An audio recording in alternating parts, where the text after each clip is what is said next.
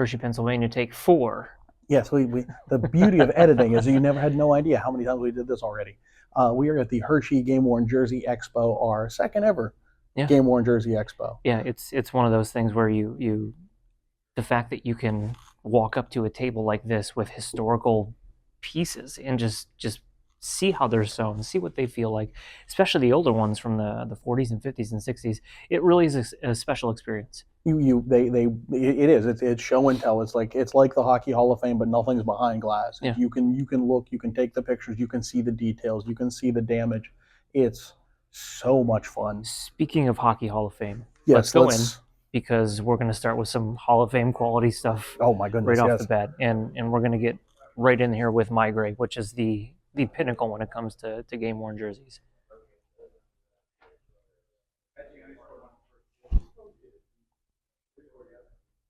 There he is. Now you're good, John. Go ahead. Okay. It's an actual Montreal Maroon sweater. Marvin Wentworth #2, and you can the holes are there. The stitching is here that they've repaired it. Like it, I'm touching a Montreal Maroons sweater. Or we just talked about the Boston Bruins and what they should be wearing for this centennial game. This is it. This is the real thing. They actually did do the chenille style things there, and I can touch it. Look at the detail in the lettering, the layers of felt going on. It's funny that you mentioned that. Like, we literally just did this a few weeks ago. This is what the jersey should have looked like. Through and through. Like, you want to do a centennial jersey the right way, you go back to your roots, and this is pretty much it. And they have modern stuff. Like, it's an Alex Ovechkin reverse retro, and you can see all the details from, the ad, the shiny, the dimples. The dimples. You'd only get that in the Made in Canada, the real things. And then something special for where we are. It's not just a sweater; it's a hockey sweater. It's a sweater. But hold on, John. Phil, can you back out a little bit to see these? What we call hockey jerseys these days. This is a long sleeve T-shirt that you buy from Sears. Like, it's crazy how the jersey has evolved. You don't shop at Sears still? It's crazy it's crazy how the hockey jersey has evolved over time. Like, we are wearing like simple sweaters, and the size of these things. Like, look how tiny this guy was. They're not wearing any padding underneath these things. Or they were just that small. But look at this proper barber pole. It's wool. Look at the details. Look at the stitching in there with Blackhawks. I mean, we're before even the chain stitching going on, or the Detroit Cougars before they were the Red Wings, before even they were the Falcon. This is the original, and look at the damage as of being washed for the game. And then let's show you what you never see. Come around back, Phil. You can't find pictures of this stuff online. You want to try and figure out a font? That's a good wall, Phil. It's a very good wall. This technology is doing fantastic, let me tell you. There we go, manual. You can look at the stitching, or to look at how many of you have ever seen the back of the barber pole, and I don't mean the 1992 Chris Chelios ones. Look how high the 5 is. It's not a zigzag stitch. It's a simple across, and the felt just stays. Look here. Like, I always thought my Bruins custom job was janky, but so was the original. Look at the differences in the serifs on the one, because it was all hand done. That's someone just taking it and cutting it out and eyeballing it. Or on the back of this too, how did they get it on?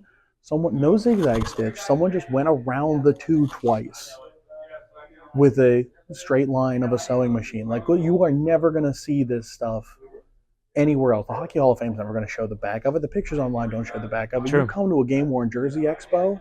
Now, I'm not going and picking these up because it's my gray and look how old they are, but I can still go like that. How cool is that? How cool is that? But you have historical pieces here, but you also have like very niche things. So, like, Phil, come on down. Sure, yeah. Oh. So you go in here and you have your Lehigh Valley Phantoms game worns. You have your Newfoundland Growlers. You have Phil's not seeing any of that yet. The Reading Royals. Reading Royals. Like, as much as it is about NHL teams, you have a lot of NWHL. NWHL. You have I'm shocked that that's not a team. this Cincinnati Mighty Ducks. What a logo! I don't know that I've ever seen that even online. Yeah. That would have been a great logo. Like, well, I mean, it's very minor league, it's super Disney, but like, bring that back for a farm team. Like, Sure. how great is that? Yep. But it's not just like NHL and historical jerseys here. Like you can get in like the very niche things, and that's what's cool about the Hershey one is that a lot of people in here are strictly Hershey collectors. So you have a table over here we'll get to in a second that they collect certain players, certain styles of jersey, whether they're one-off event jerseys or practice jerseys, what have you. That's the cool thing about something like this. So let's keep looking around and talk to some people. Yeah.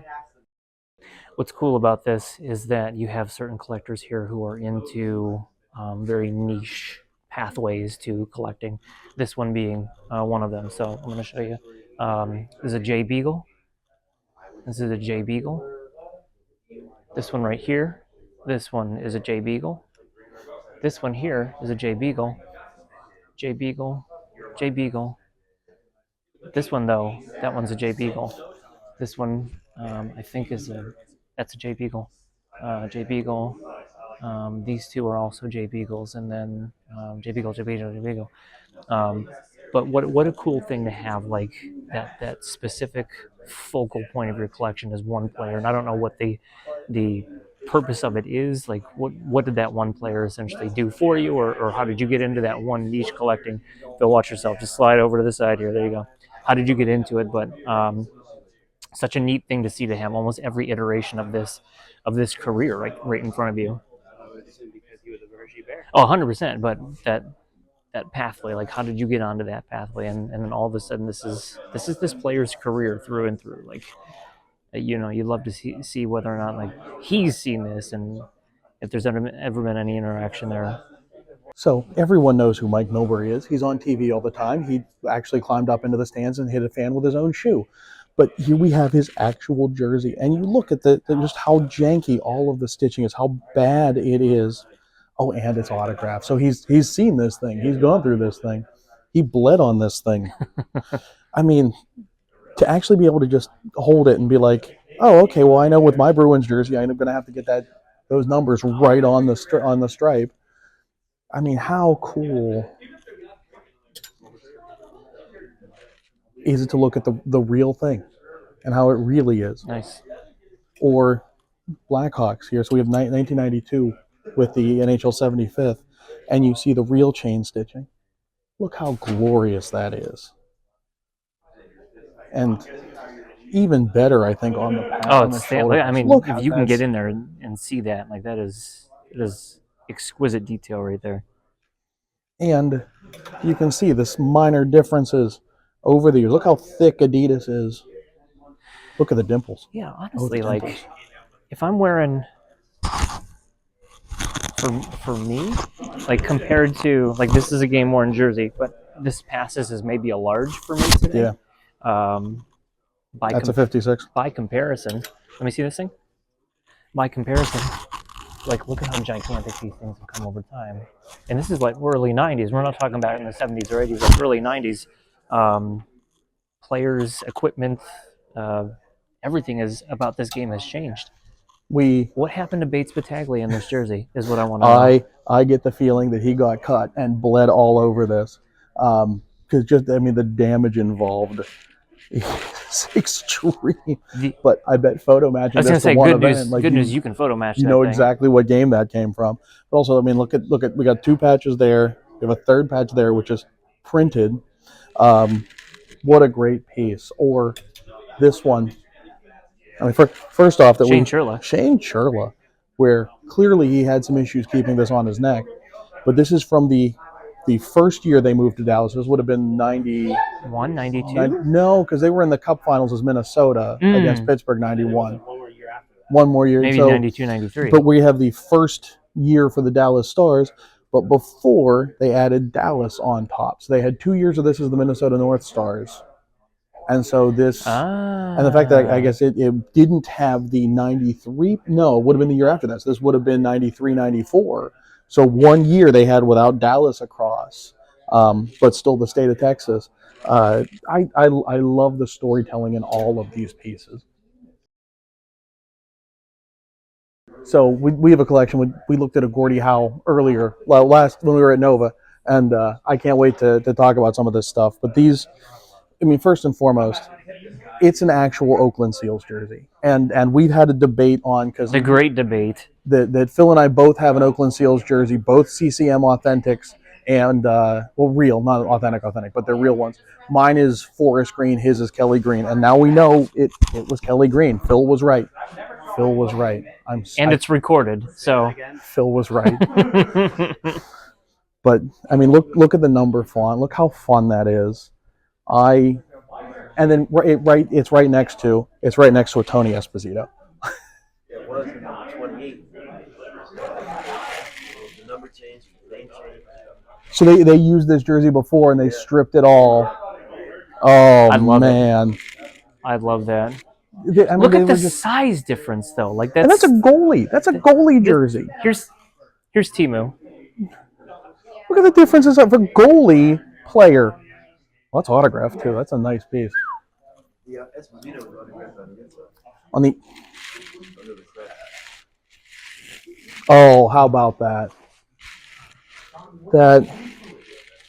That's excellent. That's how you do it, where you get an autograph, but you're not changing the look of the jersey. Or look at this thing. 71, 72. 71, an adult male wearing hockey pads wore that. Yes. And it's a Wilson, too. Like, I didn't realize Wilson got into it. All the jerseys back then shrank. Oh. So that's why. That's why they, one of the reasons why they appear smaller than normal. They shrank a lot. I feel like you said that earlier, too. You're right twice today. Everyone wants to see it's an authentic Pooh Bear.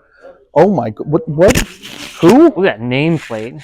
Gwen Stefani. What? Is that the longest nameplate ever? Like No. that? I feel like it's No, up but there. Boston had another one in the last couple of years. It went this way. Yes. And then the last one over here, I really want to talk about. It's the actual motocross jersey. Is that Toby Enstrom? It is Toby Enstrom. And note, because we look at Trems's a lot. Trems's has a this is all on a patch that is then sewn on. This is not.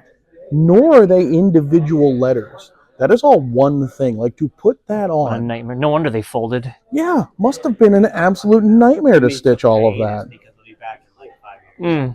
When you come, get in here though. So our biggest complaint with Reebok was how much those terrible shoulder patches just kind of faded over time. That's quality. Yeah. Like, that is. Oh yeah, when you get the real ones, they did a great really, job really with the real nice. ones. It's not that vinyl. And it's kiss stuff. cut too. Like that's a base with an outer layer of blue. Is that reverse kiss cut? I don't know enough. That kiss cut is just on top of that's extent of my knowledge. Someone correct me. And then, well, I said it was the last one, but The other Atlanta. when you see the Atlanta Flames, how do you not? And it's all sublimated except for the name, because they probably made a whole team set and then put the names on it. Do you want to introduce yourself? I'm Milton Byron. I own Byron's Hockey Land. Oh, okay. And I've been doing it 40 years. This is this Expo thing is because I started at Expos back 25 years ago in Detroit, the very first one. Wow. Okay. So how'd you get into doing this how'd you get into the hockey industry? I was a player. Okay. I played not professionally, but as a kid, and then I was a collector, and then I started collecting, and I got a connection with the Philadelphia Flyers and the trainer. I was buying from them, and then he introduced me to the Pittsburgh trainer, and introduced me to the Quebec trainer, and next thing you know, I'm buying from just about every team in the league at some point, including minors. I mean, that way, I guess it's a tight knit family when you get into the show. They would let me come to their I was the only person that wasn't a trainer at their trainers convention, or equipment guys selling them. You know, the equipment companies would set up. Do you know how many pieces you have in your collection? Well, right now I probably have about 600. But you know, I've been, like I said, there's times where I've had thousands, you know, of jerseys have gone through my hands in 40 years. You know. Wow. Do you have any favorites in your collection? I don't collect. Everything's for sale. Okay, all right. Because what happens is that you start out like a collector, and then you get some more stuff, and you become a dealer collector. Then you become a dealer collector instead of a collector dealer. Then that switches, and then at some point you just become a dealer, and everything's for sale. So nothing's sacred in your collection. No, I don't have it. This is, well, in theory, I guess you could say that this is my collection, but it's all inventory for sale. It's all, you know, a lot of it's consignment based, and a lot of it is my own, but it's all for sale. And anything that you felt has been truly special over the years that's gone through your hands? Paul Newman's slapshot jersey. Okay. I had 2 of them because he wore more than one. I had the 2 different colors, and that's probably the one that I really, I should have sold it. You're right. That is truly special. special. I've had Howe, Hall, you know, Bellabo. There isn't probably a big name that I haven't had over time. Hey, thank you so much. This is so amazing to see it all, and I'm glad you come to these. Thank you. Thanks for talking to me. Absolutely. 3 on eBay? That's They awesome. usually go about $250. That's awesome. But like, look at that logo. What a great logo. It's fantastic. Beast of New Haven. Doing this with a microphone in your hand is also a fun trick. So we've made our way around here. We've talked to some people, but still more people to talk to with good stories, and it seems like tense moments in the jersey collecting. Oh yeah, no, there's plenty to talk about. There's plenty to look at. I mean, there are things that like, how much could I bring this stuff out? I could literally just film 25 hours here of just like looking at jerseys, at every jersey and every detail, but we can't. So we split this up. Come back for our next video. Let's do the Phil. Don't forget to like and subscribe. What else does he say? Yeah, he says that. Ring that bell, and stay tuned for what are we called? Another episode of Ugly Thirds. That's the one. British Petroleum. Boston Pizza. Boston Pizza.